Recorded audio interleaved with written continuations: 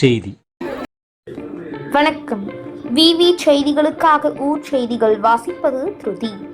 ராணிப்பேட்டை மாவட்டம் பானாவரம் மங்களாம்பிகை சமேத திருவானபுரீஸ்வரர், பானநாதர் மற்றும் மங்கள காமாட்சியம்மன் சமேத திருபாலீஸ்வரர் ஆலயங்களில் ஐப்பசி மாத அன்னாபிஷேகம் வெகு விமர்சையாக நடைபெற்றது.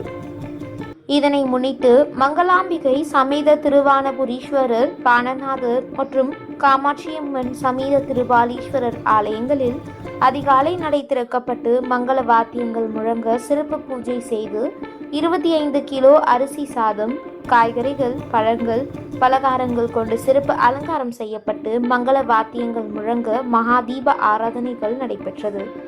சுவாமி அன்னம் அலங்காரத்தில் காட்சி தந்து பக்தர்களுக்கு அருள்பாலித்தார். இதில் இப்பகுதிகளை சுற்றியுள்ள பகுதிகளில் இருந்து பொதுமக்கள் கலந்து கொண்டு நீண்ட வரிசையில் நின்று சுவாமி தரிசனம் செய்தனர். பக்தர்கள் அனைவருக்கும் பிரசாதம் மற்றும் அன்னதானம் வழங்கினார்கள். விவி செய்திகளுக்காக விஜய் மற்றும் பாஸ்கர்.